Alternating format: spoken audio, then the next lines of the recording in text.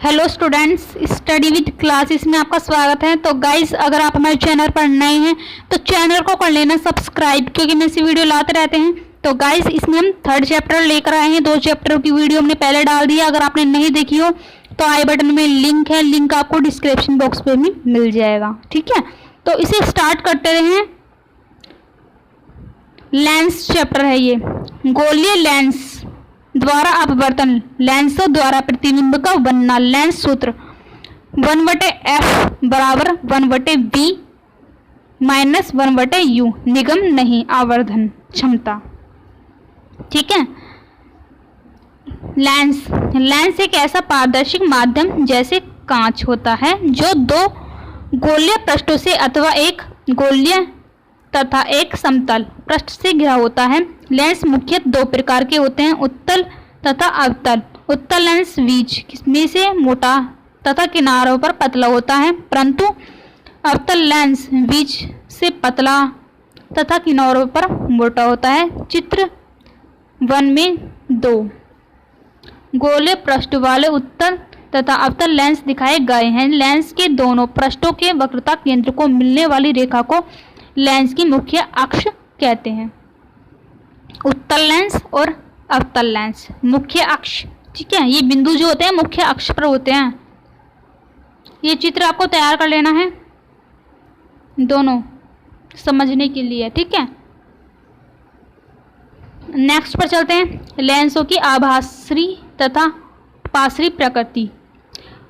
हम एक लेंस को बहुत सारे भिन्न भिन्न कोणों वाले प्रिज्म से मिलाकर बना हुआ मान सकते हैं, जो कि एक दूसरे के ऊपर रखे हुए हैं। उत्तल लेंस में इन प्रिज्मों के आधार लेंस की मुख्य अक्ष की ओर होते हैं तथा अवतल लेंस में प्रिज्मों के आधार मुख्य अक्ष से बाहर की ओर होते हैं। चित्र 2b हम यह देख सकते हैं कि जब कोई प्रकाश किरण किसी प्रिज्म पर गिरती है तो वह प्रिज्म के दोनों पृष्ठों से अपवर्तित होकर प्रिज्म के आधार की ओर मुड़ जाती है। प्रकाश किरण का यह विचलन प्रिज्म का कोण बढ़ाने पर बढ़ता है, अतः उत्तल लेंस पर गिरने वाली किरणें प्रिज्मों के दोनों पृष्ठों से अपवर्तित। ये चित्र आपको तैयार कर लेने हैं, दोनों के दोनों बिल्कुल सेम वही हैं, उत्तल लेंस और अवतल लेंस। ठीक है, बस इसमें फ़र्क ये है कि ये अलग तरीके से बना हुआ है। उसमें भी आप इस तरीके से देख देख कर बना सकते हो। ठीक है, ये वाला चित्र। आगे चलते हैं। होकर लेंस की मुख्य अक्ष की ओर मुड़ जाती है। जो प्रिज्म मुख्य अक्ष से जितना दूर होती है उसका कोण उतना ही बड़ा होता है। वह प्रकाश किरण में उतना ही अधिक विचलित उत्पन्न करता है। अतः प्रकाश किरण विभिन्न कोणों से मुड़कर एक बिंदु पर एकत्रित हो जाती है। इस प्रकार उत्तल लेंस प्रकाश किरणों को एक बिंदु पर एकत्रित करता है। इस कारण एक लेंस को आभासी लेंस कहते हैं। इसके विपरीत अवतल लेंस पर गिरने वाली किरणें लेंस के दोनों पृष्ठों से अपवर्तित होकर मुख्य अक्ष से बाहर की ओर को विभिन्न कोणों से मुड़ जाती है तथा फैलकर एक और अधिक दूरी हो जाती है। इस प्रकार अवतल लेंस प्रकाश किरणों की ओर अधिक फैला देता है। इस कारण इस लेंस को उपाश्री लेंस कहते हैं। ठीक है, सिर्फ ये क्वेश्चन बहुत ही ज़्यादा इम्पोर्टेंट नहीं है, और भी हैं। ये चित्र जितने भी दिखाई दे रहे हैं ना आपको, ये सारे चित्र आपको तैयार कर लेने हैं। लेंस से संबंधित कुछ परिभाषाएं। ठीक है, इसे भी मैं बता देती हूँ आपको।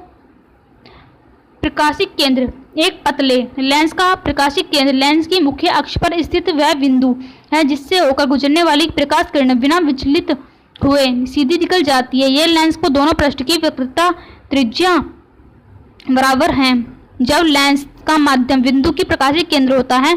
चित्र ए तथा बी में बिंदु सी लेंस का प्रकाशिक केंद्र होता है। वास्तव में कोई भी प्रकाश किरण लेंस के दोनों पृष्ठों पर अपवर्तित होती हैं। इस कारण लेंस के प्रकाशिक केंद्र से गुजरने वाली किरणें लेंस से निकलने पर अपनी प्रारंभिक दिशा के समांतर रहते हुए कुछ विस्थापित हो जाती हैं, परंतु एक पतले लेंस के लिए यह विस्थापन निगण्य होता है तथा हम किरणों को प्रकाशिक केंद्र से सीधे गुजरते हैं हुए माना सकते हैं, मतलब उसे मान सकते हैं हम प्रकाशिक केंद्र को। ठीक है, किरणों को। और ये भी क्वेश्चन वेरी इंपॉर्टेंट है। आपने अधिकतर देखा होगा जो पहले जो लेंस बने हुए थे उसी से संबंधित ये चित्र हैं। ये इसमें भी लेंस है और दूसरा वही चित्र है, सिर्फ इसमें फ़र्क ये है कि ये अलग अलग तरीके से बने हुए हैं। ठीक है, बाकी सब वही हैं। इसमें भी इसी तरीके से दिखाया जा रहा है। और आगे चलते हैं, आगे भी शायद ऐसे ही हूँ, आगे भी देख सकते हो आप इसी तरीके से ये चित्र बने हुए हैं। ठीक है, लेंस है ये, और इसमें भी यही चित्र है, लेंस। तो इसमें जो क्वेश्चन है वो वेरी इंपॉर्टेंट है, ये है लेंस द्वारा प्रतिबिंब बनने के नियम। ठीक है, किसी वस्तु का लेंस द्वारा प्रतिबिंब बनने के लिए नियम निम्नलिखित हैं। लेंस के प्रथम फोकस से होकर जाने वाली उत्तल लेंस में किरण या प्रथम फोकस की ओर जाती हुई प्रतीत होने वाली अवतल लेंस में किरण लेंस के निकलने पर मुख्य अक्ष के समांतर हो जाती हैं। चित्र ए तथा बी।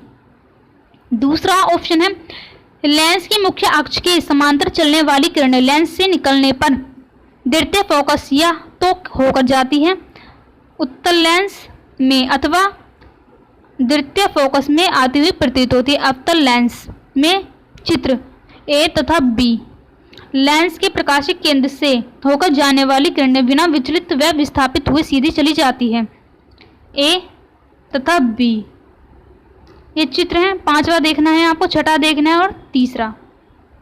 किसी भी वस्तु का लेंस द्वारा प्रतिबिंब खींचने के लिए कोई से दो नियमों को अपनाते हैं। ठीक है, ये चित्र जितने भी दिखाए गए हैं 5, 6 और 3, इन्हें आपको तैयार कर लेना अच्छे से।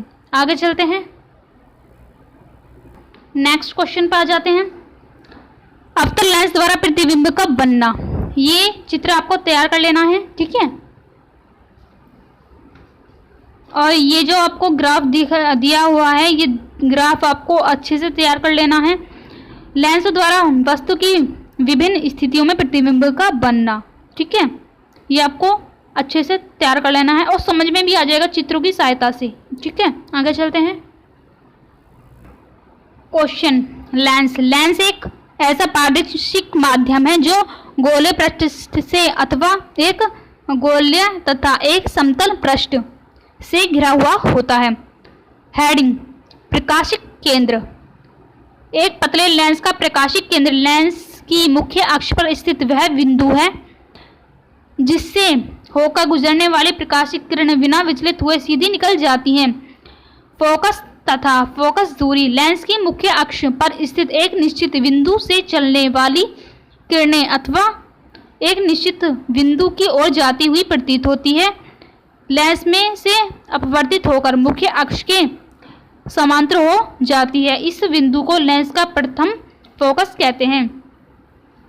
इस प्रकार लेंस की मुख्य अक्ष के समांतर चलने वाली किरणें लेंस में से अपवर्तित होकर मुख्य अक्ष पर स्थित एक निश्चित बिंदु में को या तो होकर जाती है अथवा एक बिंदु में आती हुई प्रतीत होती है। इस बिंदु को लेंस का द्वितीय फोकस कहते हैं।